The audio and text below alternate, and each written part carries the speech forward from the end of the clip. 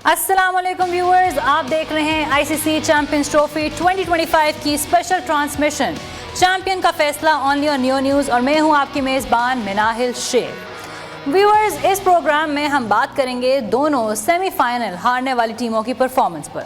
Group stage में Australia ने group A में 4 पॉइंट्स लेकर दूसरी पोजीशन हासिल की थी, जबकि जनूबी अफ्रीका की बात करें तो ग्रुप ए में 5 पॉइंट्स के साथ वो टॉप पर थी। ऑस्ट्रेलिया की जानिब से इंग्लिश टॉप स्कोरर रहे, जबकि बॉलर्स में डॉर्शेस सबसे आगे रहे। जनूबी अफ्रीका की जानिब से वैन ड्यूसन सबसे आगे रहे, जबकि बॉलिंग में मल्डर का पहला नंबर रहा। कैसे साउथ अफ्रीका और ऑस्ट्रेलिया ने कहां पर गलती की कि वो फाइनल की दौड़ से बाहर रह गए, ये सब डिस्कस करने के लिए हमारे साथ मौजूद हैं हारून रशीद साहब, जो कि साबिक टेस्ट प्लेयर और साबिक चीफ सेलेक्टर ऑफ पाकिस्तान भी रह चुके हैं। अस्सलाम वालेकुम sir, welcome on the show. क्या हाल है आपका? वालेकुम अस्सलाम, अल्लाह का बहुत शुक्र है, रोज़े चल रहे हैं अच्छे माशाल्लाह। सर, इफ्तारी के बाद हमने इसलिए आपको तकलीफ दी है कि अब आप थोड़े से एनर्जाइज हो गए होंगे। अब सहरी में भी थोड़ा टाइम है। मुझे इसका फिक्र नहीं होता, मुझे ये फिक्र होता है यहाँ से जाने के बाद मुझे सिर्फ 1 घंटे की नींद मिलेगी और मुझे फिर सहरी के लिए उठना है। ओहो सर, चलें कोई नहीं, थोड़ा सा ही रह गया है, उसके बाद तो चैंपियंस ट्रॉफी भी ख़त्म होने वाली है। 9 मार्च को फाइनल होने जा रहे हैं, लेकिन जो 4 सेमीफाइनलिस्ट थी उसके बारे में हमने बहुत डिस्कशन तो ऑलरेडी हम कर चुके हैं, लेकिन जो फाइनल की दौड़ से बिल्कुल पीछे रह गई 2 टीम्स, ऑस्ट्रेलिया और साउथ अफ्रीका, आज उसके ऊपर बात कर लेते हैं। क्योंकि ऑस्ट्रेलिया का जो पहला सेमीफाइनल हुआ विद इंडिया दुबई में, उसको सबसे पहले देखते हैं कि कहाँ पे उनसे गलतियाँ हुई, क्या उनके लिए जो कंडीशंस उनको एकदम से नहीं मिली थी वहाँ पे उनके लिए वो अनफेयर था, अनजस्ट था, या क्या हुआ था?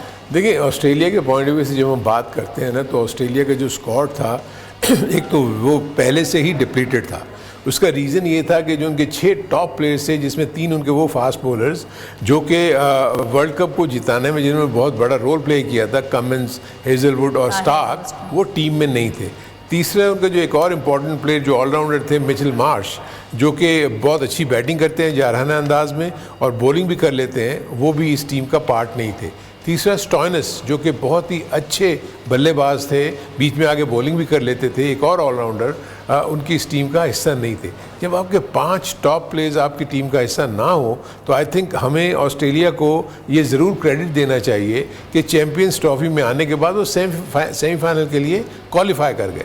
और उसमें उनकी सबसे बड़ा रीज़न रहा कि उनकी जो बैटिंग है वो इतनी स्ट्रॉन्ग थी कि उन्होंने बैटिंग लाइनअप ने इतना स्ट्रॉन्ग परफॉर्मेंस दिया कि उन्होंने एक मैच में, जिसकी वजह से वो ये सेमीफाइनल खेलने के काबिल हुए, वो ऑस्ट्रेलिया ने इंग्लैंड को जो शिकस्त दी।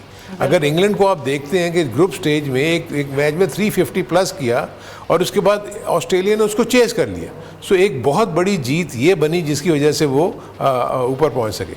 दूसरा जो ऑस्ट्रेलिया का जो ड्रॉबैक था वो ये था कि उनके पास जो बॉलिंग थी वो बहुत इनएक्सपीरियंस थी। उनके पास फास्ट बॉलर्स हार्डली थोड़े से वनडे मैचेस खेले हुए हैं या शॉर्टर फॉर्मेट के कुछ मैचेस खेले हुए हैं, सिवाय एलिस थोड़े से ज़्यादा मैचेस खेले हुए थे, बाकी सारे के सारे जो प्लेयर्स थे वो नए थे। उसमें सिवाय एडम जैम्पा के इनके पास स्पिनर पार्ट टाइमर्स थे, जिसमें मैक्सवेल आ जाते थे, मैथ्यू शॉर्ट बीच में आके बॉलिंग करते थे, जो बाद में अनफिट होकर चले गए। उनकी जगह लिया गया कूपर कॉनली को, वो बिल्कुल ही नए रॉ आते ही उनको मतलब इतना बड़ा मैच मिल गया जिसकी वजह से वो उसको अपने उसमें परफॉर्म नहीं कर सके, और यही वो रीजंस थे। प्लस मैं अभी भी फील करता हूँ कि ये इंडिया को और ज़्यादा टफ टाइम देते, लेकिन ऑस्ट्रेलिया की जो रिवायती जो बढ़तरी होती है दूसरी टीमों पर, वो उनकी फील्डिंग होती है। उस फील्डिंग के शोबे में ऑस्ट्रेलिया ने इतनी अच्छी कारकर्दगी नहीं दिखाई, क्योंकि आपने की मौके के ऊपर की कैचेस छोड़ दिए, जिसकी वजह से जो है ना इंडिया को आपके ऊपर सबकत हासिल हुई और आप लेते चले गए। अगर आप चार्ट पे भी नज़र डालेंगे, अगर आप इनकी जो कि ऑस्ट्रेलिया के बैटर्स और बॉलर्स की, आपको पता लग जाएगा कि इन्होंने परफॉर्मेंस इतनी बुरी नहीं की है। तो इससे मुझे ये फील होता है कि अगर आप टॉप चार्ट में देखेंगे तो इनकी रन्स भी बहुत हैं, और उनको अगर आप देखें, इंग्लिश को ले लें आप उसके साथ और जितने और दूसरे बैटर्स हैं उनको ले लें, और उसके बाद जब बॉलिंग की तरफ आते हैं तो बॉलिंग में भी आपको 6-6 विकेट लेने वाले आपको प्लेयर्स नजर आएंगे। सर, जो ऑस्ट्रेलिया और इंडिया का सेमीफाइनल हुआ है तो हम देख लेते हैं, ट्रेविस हेड जो आए शुरू में, उन्होंने 39 रन्स बनाए ऑन 33 बॉल्स। अच्छा स्टार्ट था, बट अगेन मतलब उन्हें शायद एंकर करना चाहिए था क्योंकि उनके अगेंस्ट कॉपर कॉर्नली थे। दूसरी तरफ पे कॉपर कॉर्नली तो बिल्कुल ही जीरो के ऊपर आउट हो गए थे। फिर स्टीवन स्मिथ आए और स्टीवन स्मिथ और जो ट्रैविस हेड की जो एक पार्टनरशिप चली वो अच्छी थी क्योंकि स्टीवन स्मिथ ने अपनी कारकर्दगी की कोशिश तो की, उन्होंने 73 रन ट्राई किए, लेकिन उसके अलावा मतलब एलेक्स कैरी ने उस दिन परफॉर्म किया, उसके अलावा कोई और परफॉर्म एज सच नहीं कर सक रहा था। मतलब 29-30 ये मीन स्कोर जा रहा था, इससे ऊपर कोई भी इससे कोई भी ज़्यादा स्कोर नहीं बना सक रहा था। देखिए जब बैटिंग की आप कंपोनेंट्स को देखते हैं ना, उस कंपोनेंट्स में यही होता है कि आपके टॉप 3 या जो टॉप 6 बैट्समैन में से आपके 2 से 3 मेजर कंट्रीब्यूशन करते हैं और 2 से 3 आपके छोटे से चिप इन करते हैं, क्विक फायर 30 कर दिया, क्विक फायर 40 कर दिया। जैसे हमने और न्यूजीलैंड के उसमें देखा कि उनके टॉप में से 2 से 3 का मेजर कंट्रीब्यूशन होता है, फिर बीच में जैसे मिचेल और उसके बाद नीचे से आगे फिलिप्स ने रन्स किए। यही एक्सपेक्टेशंस यहाँ भी थी। यहाँ पर जो मैं देखता हूँ कि ट्रैविस हेड जो है उनको रियल सेंस में वो रोल प्ले करना चाहिए था, क्योंकि वो बड़े एक्सप्लोसिव बैट्समैन हैं। जब तक वो क्रीज पर रहते हैं आपके रन्स बनाने की रफ्तार ऑस्ट्रेलिया की बहुत तेज़ होती है। जब उनको आउट करने में वो कामयाब हो गई ऑस्ट्रेलिया, लेकिन आई वुड स्टिल से कि जो 260 रन्स ऑस्ट्रेलिया ने किए थे वो इतना बुरा स्कोर नहीं था। आमीन एक चैलेंजिंग स्कोर था। फिर जैसे हम पहले ही जिक्र कर रहे थे कि इनकी जो बॉलिंग है वो इतनी ज़्यादा एक्सपीरियंस नहीं थी, इस वजह से वो इंडिया के बैट्समैनों के ऊपर हावी नहीं हो सकी। और प्लस जो फील्डर्स ने साथ नहीं दिया उनकी बॉलिंग का, जितनी भी बॉलिंग उन्होंने की उसमें चांसेस जो क्रिएट किए उन्होंने, अगर वो चांसेस अवेल हो जाते तो प्रॉब्ली आई थिंक इंडिया वो मैच हार भी जाती। लेकिन इंडिया मेरे अपने नज़दीक क्योंकि एक वेरी वेल बैलेंस टीम थी, उनको अपनी टीम के मुतालिक, उनके प्लेयर्स को अपने रोल्स के मुतालिक पूरी तरह पता था। उन्होंने बहुत अच्छा खेलते हुए ऑस्ट्रेलिया को बीट किया। लेकिन ऑस्ट्रेलिया ये सबक तो ज़रूर यहाँ से लेसन लेके जाएंगे कि उनके पास जो जो कमी है जब वो सब कॉन्टिनेंट में आते हैं उनको कैसे उन्होंने पूरा करना है। उसको फिल करने के लिए उनको कुछ ना कुछ एक अच्छे स्पिनर तलाश करने पड़ेंगे और 1-2 अच्छे ऑलराउंडर्स। सर पहले ऑस्ट्रेलिया का बैटिंग राउंड अप जो है वो देख लेते हैं। उनके इंग्लिश जो हैं उनके सबसे हाईएस्ट रन्स हैं 131 रन्स उन्होंने बनाए चैंपियंस ट्रॉफी में, और जिनका हाईएस्ट टोटल है वो रहा है 120 और उनकी एवरेज रही है 131 की। स्ट्राइक रेट भी उन्होंने 133 उनका रहा है। उन्होंने कुछ बाउंड्रीज भी बनाई। उसके बाद सेकंड पे आते हैं एलेक्स कैरी, जो कि उनका जो 130 रन्स का स्पैन है और हाईएस्ट टोटल जो था उनका वो था 69 का। ट्रैविस हेड की बात कर लें तो 104 रन्स उन्होंने बनाए और with his highest was 59 runs. Steven Smith आते हैं चौथे नंबर के ऊपर, 97 रन्स उन्होंने टोटल चैंपियंस ट्रॉफी के अंदर बनाए और उनका जो हाईएस्ट टोटल था वो था 73। उसके बाद आ जाते हैं मैथ्यू शॉर्ट के ऊपर, जो कि इंजर हो चुके। उसके बाद उनके रन्स हैं 83 और हाईएस्ट हैं उनके 63।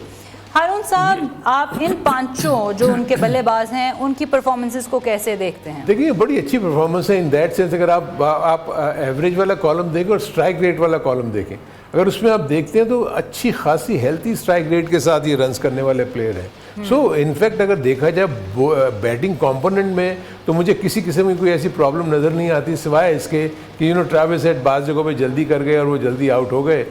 लेकिन एलेक्स कैरी ने और इंग्लिश ने तो बहुत ही अच्छी बैटिंग की। इंग्लिश आखिरी मैच में नहीं अच्छा खेल सके।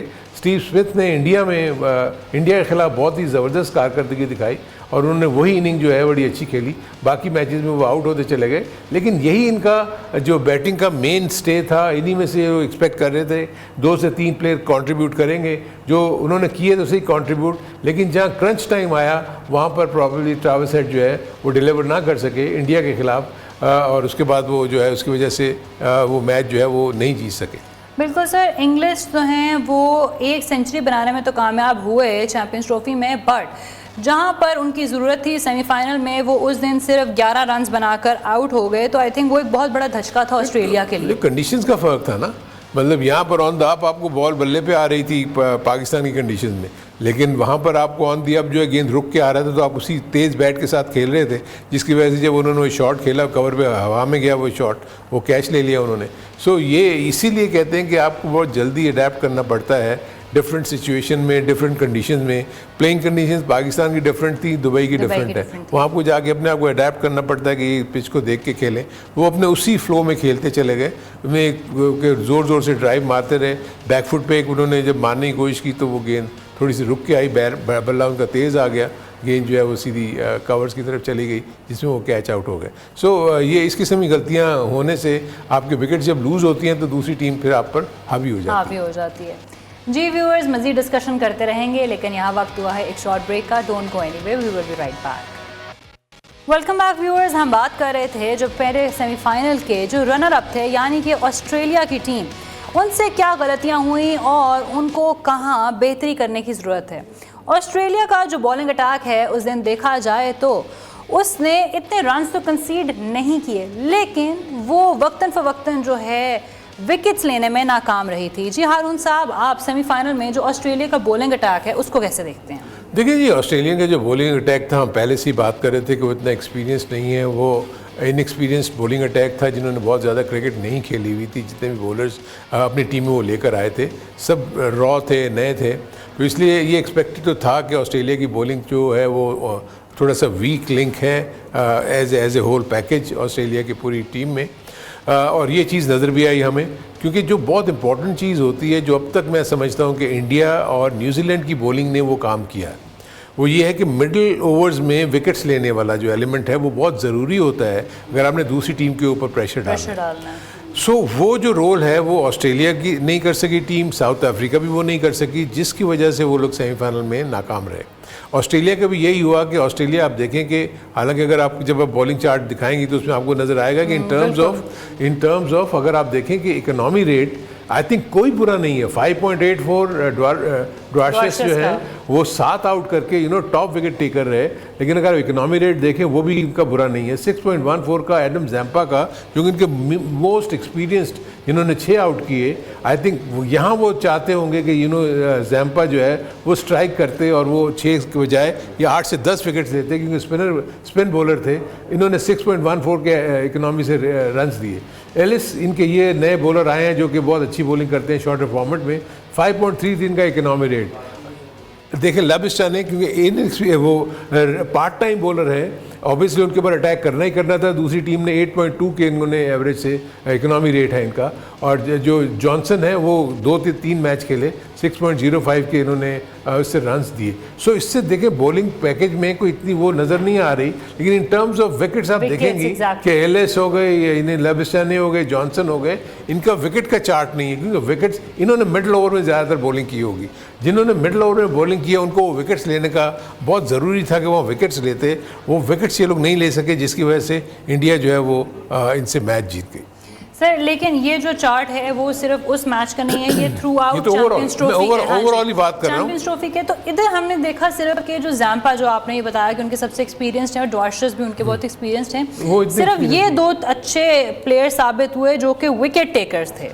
ये तो आप पूरे ओवरऑल बात कर रही हैं, मैं इसलिए तो बात कर रहा हूँ जो विकेट्स के कॉलम में कम है ना, तो इंडिया के खिलाफ भी विकेट्स नहीं ली तो इसलिए वो कम है ना। ये तो ओवरऑल इनकी परफॉर्मेंस है पूरी चैंपियंस ट्रॉफी में, यानी सेमीफाइनल वाले दिन सिर्फ एलिस और जैम्पा ने 2-2 ली थी विकेट्स, और ड्वार्शेस और कॉनली ने सिर्फ एक विकेट ली। तो वही तो रीज़न बना जिसकी वजह से इंडिया इनके ऊपर हावी हो गई। ओवरऑल अगर इनका आप देखते हैं तो बॉलिंग बावजूद इसके इनएक्सपीरियंस थी, लेकिन इन्होंने परफॉर्मेंस बुरी नहीं दी। But the only difference was कि विकेट टेकिंग एबिलिटी वाले बॉलर्स इनके पास नहीं थे। तो आई थिंक ये जब आप वापस जाएंगे तो आई थिंक इनके ऊपर भी इनको वर्क करना पड़ेगा कि ऑस्ट्रेलिया को, कि हमने किस तरीके से ऐसे बॉलर्स को तलाश करना है और उनको ग्रूव करना है जो सब कॉन्टिनेंट की जब कंडीशंस हो उसमें हमें कारगर साबित हो। ठीक है सर, विराट कोहली की भी बात करें यहाँ पे, तो विराट कोहली की जो विकेट थी वो भी इनसे नहीं ली जा रही थी, उनको एक लंबा स्पेल खेलने दिया था, इसलिए भी ये हार का एक वजह बने, क्योंकि वो 84 रन्स कर गए थे और बहुत आराम से करते, उनको कोई स्ट्रगल नहीं करनी पड़ी थी। देखिए उसका रीज़न ये था कि एक तो आप टारगेट चेस कर रहे थे 260 रन्स का। 260 जब आप 260 रन्स का टारगेट चेस कर रहे होते हैं तो आपका मतलब ये है कि round about 5 run and over, 6 run and over की ज़रूरत पड़ती है ना, 5.5 रन एंड ओवर की ज़रूरत पड़ती है जब आप बैटिंग कर रहे हो। जब आपके बैट्समैन के जहन में ये हो, और वो भी इतना एक्सपीरियंस बैट्समैन लाइक कोहली, उसको पता है कि मुझे 5 रन एंड वैसे सिंगल्स में मिल जाएंगे। एक्चुअली प्रॉब्लम तो उस वक्त होती है ना जब आपको ये आस्किंग रेट बढ़ जाए, 10 पे चला गया, 12 पे चला गया, अब आप सिंगल्स आपको वो मैच में नहीं लेकर आएंगे, आपको वहाँ बाउंड्रीज चाहिए। तो वहाँ फिर वो कैलकुलेटिव रिस्क लेते हैं, कैलकुलेटेड रिस्क लेते हैं कि जी हमने इसको छक्का मारना है, चौका मारना है, ताकि वो जो 10 रन हमें चाहिए उसको हम मेकअप कर सके एक ओवर में। अब यहाँ 5 से 6 रन चाहिए थे, अगर आपको याद हो कि वो बड़ी आसानी के साथ मिड ऑफ पे खेल के 1 रन ले लिया, 4 बॉलों पे 4 रन, 5 बॉलों में 5 रन, तो उनका तो एवरेज जो आस्किंग रेट था वो पूरा हो रहा था, तो इसलिए उनको ज़रूरत ही नहीं थी, इसलिए उन्होंने कम चांसेस लिए। लेकिन बीच में उन्होंने क्रिएट किया, उसमें उन्होंने कैचेस नहीं लिए ना, जिसकी वजह से उनको प्रॉब्लम हो गया। जी हारून साहब, अब चलते हैं अपने दूसरे रनर अप की तरफ, साउथ अफ्रीका की तरफ। साउथ अफ्रीका और न्यूजीलैंड का जो सेमीफाइनल हुआ वो हमने देखा कि क्या खूबसूरत तरीके से न्यूजीलैंड ने खेला, क्योंकि न्यूजीलैंड ने साउथ अफ्रीका को बैटिंग, बॉलिंग, फील्डिंग तीनों में पीछे रख दिया। बट साउथ अफ्रीका की जो टीम है वो ग्रुप ए की फाइनलिस्ट में टॉप पे थी विद 5 पॉइंट्स, तो हम ये नहीं कह सकते कि उन्होंने बुरा खेला, शायद उनकी लक नहीं उस दिन अच्छी थी। हम उनके जो टॉप 5 जो बैट्समैन रहे हैं सर, उनको डिस्कस करते हैं। सबसे पहले हमारे पास वैन डयूसन हैं, जो कि उन्होंने 193 टोटल अपने रन्स बनाए और उनका जो हाईएस्ट था वो था 72 का। स्ट्राइक रेट उनका देख लें तो 96 था। बाकी हमारे पास सेकंड नंबर पे आते हैं रिकल्टन, 147, उन्होंने चैंपियंस ट्रॉफी में रन्स बनाए और उनका हाईएस्ट टोटल था 103, यानी कि वो एक सेंचुरी भी बनाने में कामयाब रहे। मिलर की बात कर लेते हैं, मिलर ने 121 रन्स बनाए और उनकी भी एक सेंचुरी उन्होंने अपने नाम कर ली थी। बवूमा की बात करें तो 114 रन उन्होंने बनाए विद हिज हाईएस्ट 58, और मार्करम की बात करें तो 83 रन उन्होंने बनाए और उनका हाईएस्ट था 52।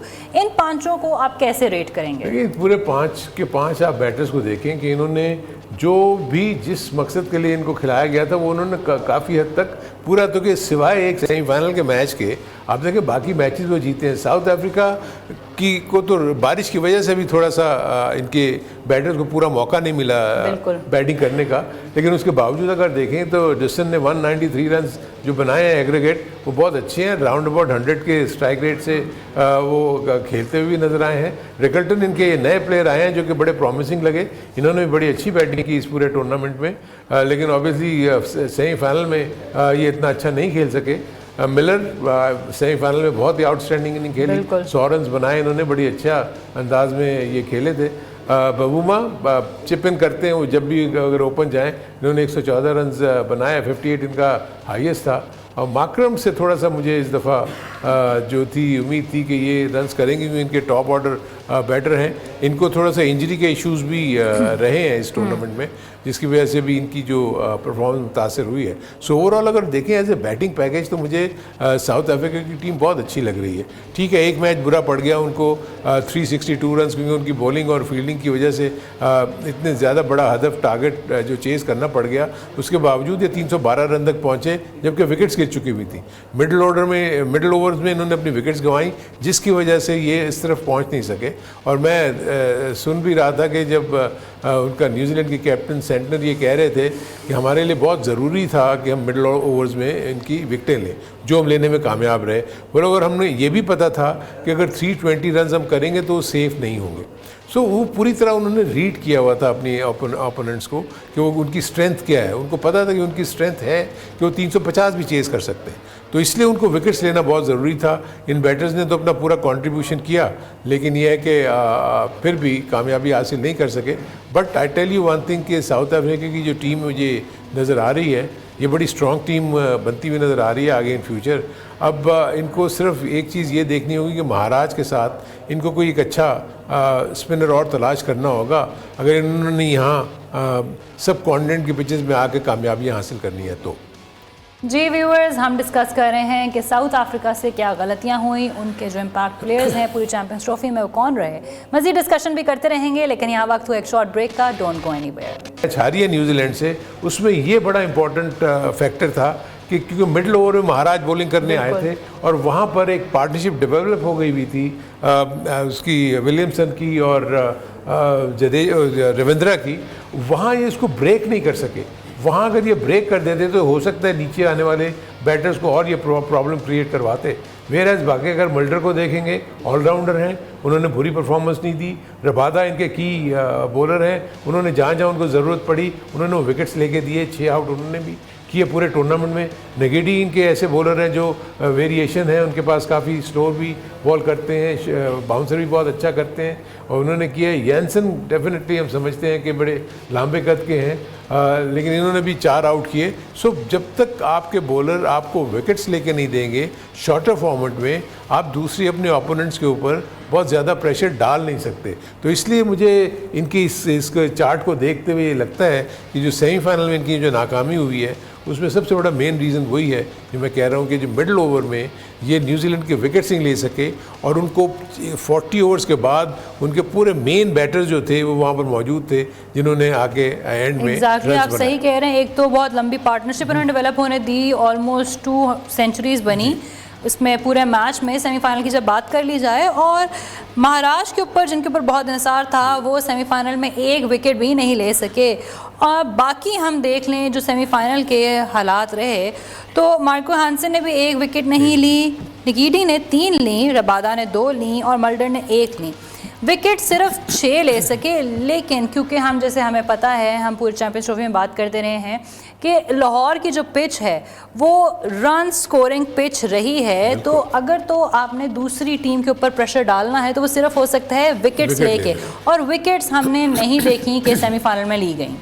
फ़र्क देख लेना, लेफ्ट आर्म स्पिनर महाराज साउथ अफ्रीका से और सेंटनर आपके न्यूजीलैंड से 3 विकेट लेता है सेंटनर और महाराज 1 भी विकेट नहीं लेता।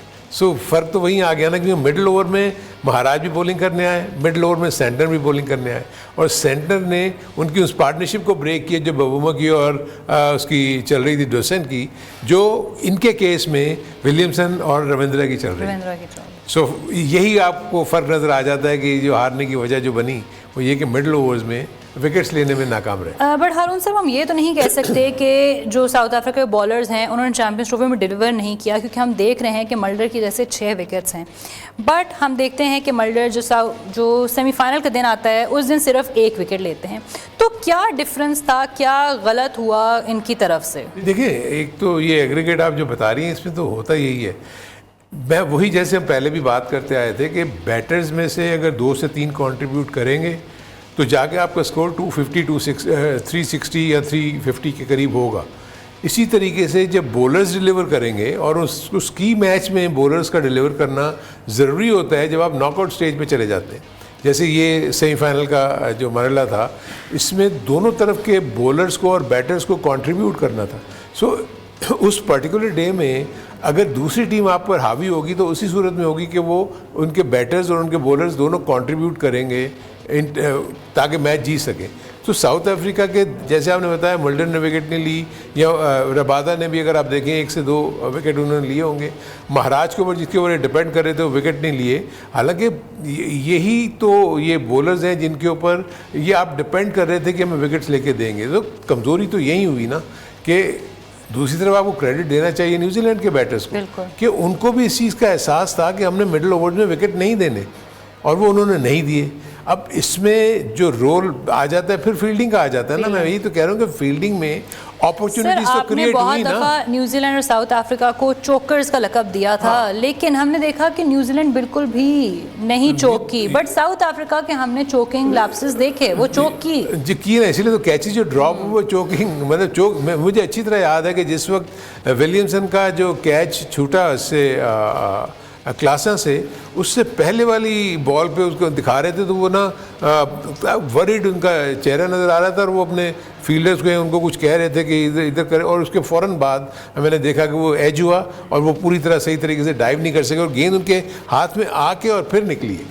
सो ये प्रेशर देखें ना, इसीलिए तो कहते हैं कि प्रेशर सिचुएशन में जब तक आप अपने नर्व्स को कंट्रोल करके और पिछली चीज़ों को भूल जाएंगे, क्योंकि चौके पड़ रहे थे, मिसफील्ड्स हो रही थी, तो बॉडी लैंग्वेज नज़र आ रही थी कि साउथ अफ्रीका की थोड़ी सी वो जिटरी नज़र आ रहे थे कि यार ये क्या हो रहा है, हम तो इतने अच्छे फील्डर हैं, बॉल हमसे निकल रही है, कैच हम नहीं कर रहे। सो वो जब आपके जहन में चल रहा होता है तो ऑल ऑफ अ सडन अगर कोई बॉल आपके पास अचानक इस तरह आ जाए तो आप उसके लिए तैयार नहीं होते और आप एक्सपेक्ट नहीं कर रहे होते, और इसलिए आप वो गलती कर जाते हैं और कैच छोड़ देते हैं, जैसे कि क्लासन की सूरत में हुआ। क्या कंडीशंस भी इसमें कोई पार्ट प्ले करती हैं, ये जो बुरी तरह इनके हमने देखे कि फील्डिंग के लैप्सेस हुए? I don't think so, condition तो नहीं, लेकिन आई थिंक अर्ली पार्ट में तो उन्होंने बहुत ज़बरदस्त फील्डिंग की है, उनके ऑलमोस्ट सर्टन बाउंड्रीज रोकी हैं, इतने अच्छे स्ट्रोक उन्होंने खेले, उन्होंने बड़े अच्छे रोके हैं वो बॉल। लेकिन जब एयर में बॉल आई है ना, एयर में जब ये कैचेस जो इंपॉर्टेंट होते हैं वो इन्होंने नहीं किए। फील्ड प्लेसमेंट्स में इशू थे। फील्ड प्लेसमेंट भी मुझे लगता है ठीक ही थी, क्योंकि कैचेस तो उनके पास आए ना, तो फील्ड प्लेसमेंट तो ठीक थी। ठीक है, हम इस पॉइंट ऑफ व्यू से इनको अनलकी कह सकते हैं कि बाद दफ़ा जब एरियल शॉट, जब ऊंचे हवा में शॉट्स मारे गए तो वो फील्डर से बहुत काफ़ी पहले गिर गए, यानी फील्डर को मौका नहीं मिला कि वहाँ तक पहुँचने का। सो ये पार्ट एंड पार्सल होता है आपके इस गेम में कि आपको जिस दिन लकी डे हो तो आपको बहुत सारी इस तरह के वो चांसेस मिल जाते हैं जिसको आप फिर ग्रैब करते हैं, जैसे कि न्यूजीलैंड ने किया, और इसके बाद विलियमसन ने भी 100 किया, रविंद्र ने भी सेंचुरी स्कोर की, उसके बाद नीचे आके फिलिप्स ने और मिचेल ने जिस तरह खेला तो वो डिज़र्व करते थे ये मैच जीतना। अच्छा सर, हम सेमीफाइनल की बात करें तो सब ही बॉलर्स के बहुत एक्सपेंसिव ओवर्स थे। मतलब हम देख लें तो सब के 6 पॉइंट, मतलब महाराज का जो था इकॉनमी 6.5 थी, मार्करम की 5.75 थी, बाकी हैंसन की देख लें, निगीरी की देख लें, लबाडा की देख लें, इन तीनों के 7+ थे और मल्डर की 8 की थे। तो क्या कहेंगे कि ये जो इतने एक्सपेंसिव ओवर्स थे, क्या ये किसी तरीके से भी जस्टिफाइड है? क्योंकि हमें पता तो है कि वैसे जो पिच है वो रन स्कोरिंग पिच थी। देखिए वो तो दोनों तरफ आप देखें ना, रन्स तो रुके ही नहीं ना किसी से भी। ये नहीं है कि हम सिर्फ ये कह सकेंगे जी न्यूजीलैंड ने ही रन्स किए। आप देखेंगे साउथ अफ्रीका भी तो 312 रन्स कर ही गया ना, बावजूद इसके कि उनकी मिडिल ऑर्डर बिल्कुल ही कोलैप्स कर गई। पिच इतनी अच्छी थी, हमें पता था कि ये हाई स्कोरिंग मैच ही होना है, लेकिन ये एक्सपेक्ट नहीं हो रहा था कि न्यूजीलैंड 362 कर जाएगी। सो उस वक्त जब आपके पास विकेट्स इन हैंड हो, जैसे आपने कहा था कि उनकी सिर्फ 6 विकेट्स गिरी, वेयर एज साउथ अफ्रीका की 9 विकेट्स गिरी। तो 9 विकेट्स गिरने का मतलब ये है कि जो मिडिल ओवर में आपके जो की बैटर्स थे वो आउट हो गए, वो 40 ओवर से पहले ही आउट हो गए। वेयर एज न्यूजीलैंड के 40 ओवर के बाद भी बैटर्स मौजूद थे, आखिर वक्त तक जो बैटर ही थे उन्होंने फिनिश किया मैच को। वेयर एज यहाँ पर निगीरी आखिर में आगे बैटिंग कर रहे थे, रबादा ने आखिर में आगे बैटिंग की 40 ओवर्स के बाद। सो ये रीज़न है, पिच बहुत अच्छी थी, बैटिंग में मेरा ख्याल है दोनों ने अच्छी बैटिंग की, लेकिन जो की पॉइंट था, जो टर्निंग पॉइंट था, वो न्यूजीलैंड की बॉलिंग और फील्डिंग और कैचिंग थी। ठीक है, साउथ अफ्रीका का आगे फ्यूचर आप कैसे देखते हैं? क्योंकि साउथ अफ्रीका तो अब चैम्पियंस ट्रॉफी की रेस से बाहर हो गया है, वो वापसी का अपना सफ़र भी तय करना शुरू कर चुका है।